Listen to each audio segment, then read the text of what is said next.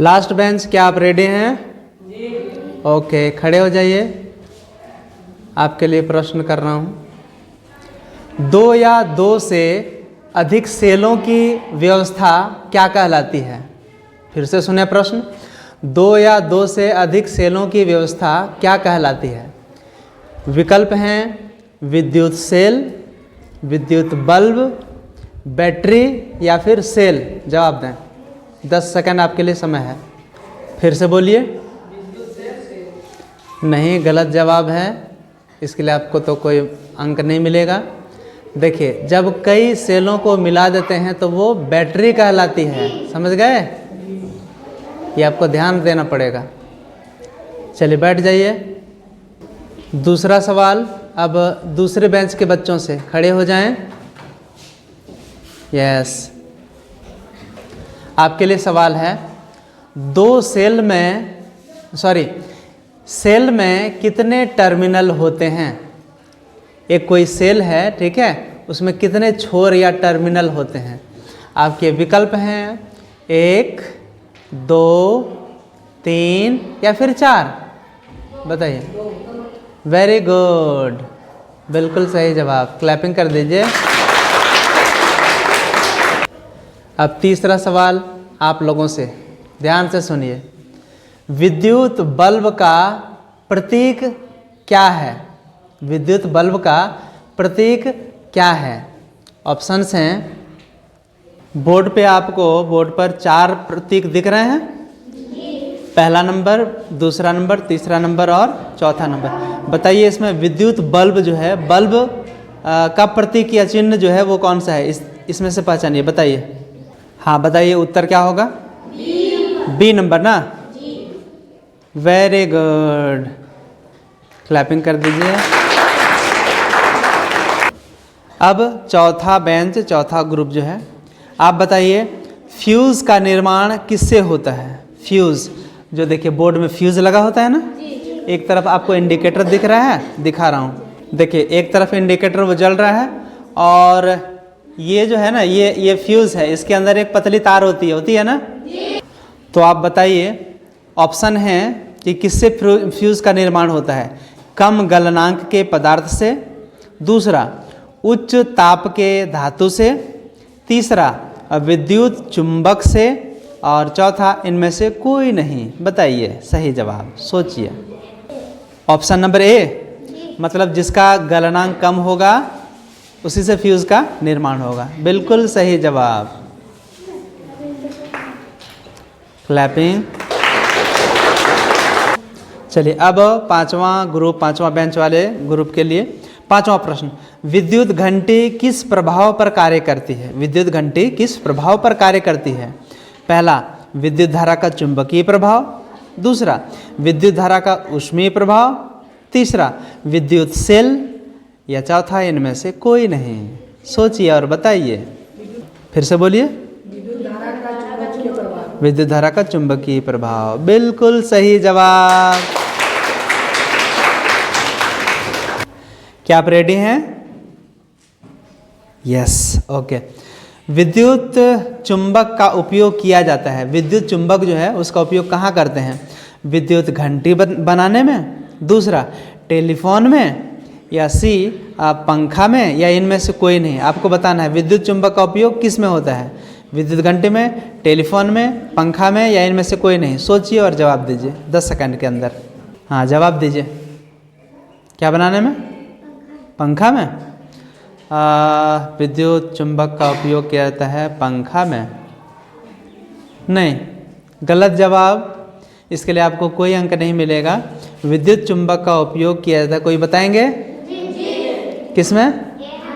ए number, विद्युत घंटी बनाने में। समझ गए? उसमें जैसे बिजली पास करते हैं ना, तो वो घंटी पर वो जो है गिरने लगती है, पटकाने लगती है वो। समझ गए? तो उससे घंटी बजने लगती है। तो विद्युत घंटी बनाने में यूज़ होता है विद्युत चुंबक का। चलिए बैठ जाइए। रेडी हैं? ओके। बल्ब का तंतु, बल्ब में फिलामेंट होता है ना, टेढ़ी मेढ़ी, हाँ, जो पतली तार होती है। तो बल्ब का तंतु किस पदार्थ से बने होते हैं? पहला ऑप्शन लोहा, दूसरा ऑप्शन तांबा, तीसरा ऑप्शन टंगस्टन, चौथा ऑप्शन सोना। बताइए, 10 सेकंड सोचिए आपस में और फिर बताइए। बताइए क्या सही जवाब है? टंगस्टन, बिल्कुल सही जवाब। अब लास्ट बेंच खड़े हो जाइए, आपके लिए प्रश्न है। Are you ready? ओके, आपके लिए प्रश्न है, विद्युत धारा का ऊष्मीय प्रभाव, मतलब बिजली पास करने पर उसमें गर्मी या ताप आ जाता है। तो विद्युत धारा का ऊष्मीय प्रभाव का उदाहरण क्या है, किस में होता है ऐसा? पहला नंबर गीजर, दूसरा नंबर तांबा, तीसरा नंबर ऑप्शंस हैं गीजर, दूसरा नंबर हीटर, तीसरा आयरन और इनमें से कोई नहीं। बताइए, सोचिए और बताइए, 10 सेकंड का समय है आपके पास। हाँ, फिर से बताइए। गीजर, हीटर, आयरन, इनमें से सभी। फिर से सोचिए, बताइए कौन सा ऑप्शन? इनमें से सभी, बिल्कुल सही जवाब। क्यों सो आंसर सुन लीजिए, क्यों ऐसा क्यों होता है? जब बिजली पास होती है गीजर में, ठीक है, तो गीजर के अंदर जो रॉड है, जो तार है, वो गर्म हो जाती है, जिसके कारण उसके अंदर पानी गर्म हो जाता है। ठीक इसी तरह हीटर में भी होता है, जब उसमें करंट पास होता है तो गर्मी, ताप उत्पन्न होता है।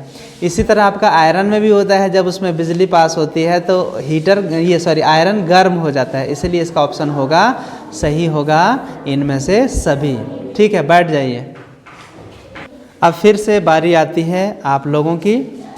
आपका है प्रश्न, विद्युत धारा के ऊष्मीय प्रभाव पर आधारित एक सुरक्षा उपकरण कौन सा है? मतलब बिजली जब पास करते हैं तो गर्म हो जाता है, उसके कारण सेफ्टी, सुरक्षा वाला कौन सा एक युक्ति या उपकरण, डिवाइस है? बताइए। फ्यूज, बल्ब, सेल या फिर चुंबक? सोचिए और बताइए। हाँ, बताइए कौन सा उत्तर होगा? फ्यूज, मतलब ए नंबर है ना? बिल्कुल सही जवाब। जब उसमें करंट ज़्यादा पास होने लगे, विद्युत धारा का लोड ज़्यादा बढ़ जाए, तो वो क्या होता है? फ्यूज गल जाता है और टूट जाता है। बिल्कुल सही जवाब, बैठ जाइए। चलिए, अगला प्रश्न के लिए आप रेडी हैं? ओके, देखिए एक चित्र है, एक प्रतीक है, पूछ रहा है कि यह किसका प्रतीक है ना? प्रतीक मैं आपको दिखा रहा हूँ फोटो, ठीक है? देखिए, ये 10वां प्रश्न है और ये है आपका प्रतीक।